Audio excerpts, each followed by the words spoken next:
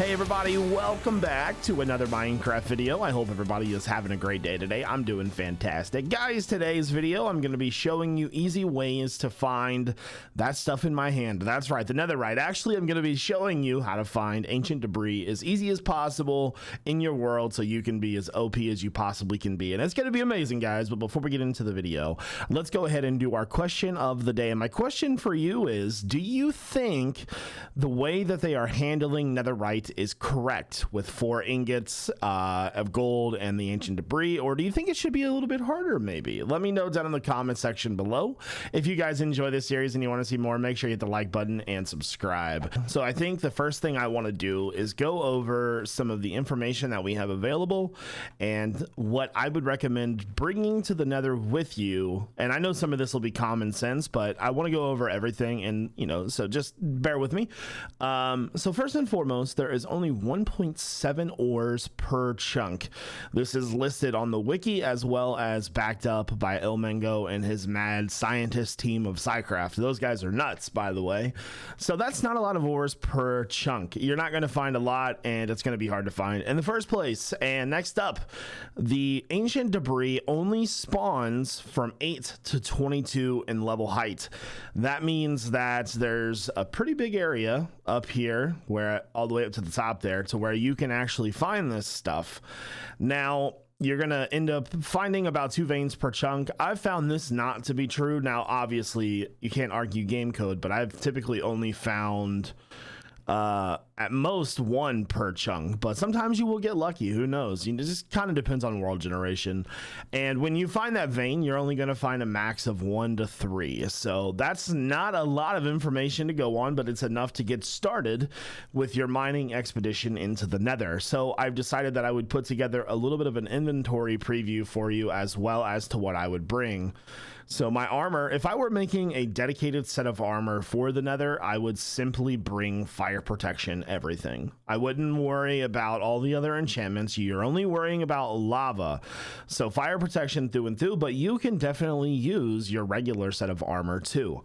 I would bring fire resistance potions. I would bring torches to stop the nether mobs from spawning some.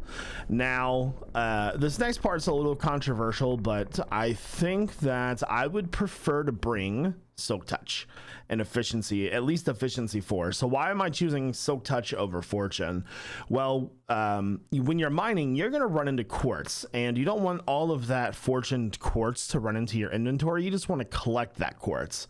So Silk Touch is your way to go. You need at least efficiency 4, but you know what? It's fine. So I have developed a strategy for mining the ancient debris, which starts on level 15. So that's where I'm standing right now. I'm going to switch over to my game mode, and we're going to talk about how to mine. Okay, so let's go ahead and talk about mining technique and inventory management. Where should I be mining? How should I be mining? And what's in my inventory? I sound like a reporter or something. Anyways, so the reason why I chose Silk Touch was because we're going to be collecting quartz as we mine. So what I've done, as I've found quartz, I would just start filling my inventory up with it as much as possible. Now, this depends on the amount of netherrack that you want as well. I don't want any netherrack at all. So with that being said, I wouldn't collect any. Now, how should I be mining? And by the way, you notice how I have netherrack on my hotbar. That is for lava. So be careful, keep netherrack on your bar so you can protect yourself. So 2 tall is my first order, right? I'm gonna go 2 tall and mine the entire length of the chunk. Now I won't do that on camera, of course, but why am I doing 2 tall? Well, first, that's just to give us some room to work. Next up, I want you to mine a few blocks above your head and take those out. So the way that I have found finding ancient debris the easiest way was just putting in the work, right? So this level block, this level, I guess that we call that the 3rd block up, you want to mine this at an angle, and that's going to be that automated mining kind of setup, right? So you will be able to take care of that, no problem. Now we're doing that for a very specific reason. If you're mining above your head and you're mining like right where the block is above your head, you're going to miss blocks, see? But if you're 1 space above your head, you won't miss blocks. And so this will allow you to clear up to 4 more blocks above your head, giving you a reach of 7, and then you can go down if you'd like. So doing that, it's very, very simple. Now there's a few different methods. If you don't find your ancient debris in the ceiling, you'll obviously want to look down below. Now, down below is a little sketchy because there can be lava. So what I suggest doing, and it's going to take a little bit of time for you to get used to this unless you've done it before, is to just mine like this and then step back above the block, and eventually you can get really fast at it, right? So even there I messed up. So that's going to give you a total reach of what, 10 blocks. So you'll be mining 10 out of the blocks that are there. And if we go into game mode creative, this puts our reach up at 20, so there's 2 blocks above, so we're only missing pretty much 1 level there, and that's put us down at 12. And the good thing about going down is that you can continue to go down more. Now what I'm going to do from here is I'm going to use a fill command, right? Fill is a great tool to take out things to check and see where the ancient debris is in the chunk. So let me get that prepped. Okay, so I've got my fill command all set up, and we are going to run this in a new chunk and to see where the ore level and where it spawns. So the fill command is good because you can just set one corner and then remove as you go. And all I'm doing is I'm just setting to air, right? You don't even need to be standing here. You can literally just go 0, or if you type in the command correctly, of course, 0.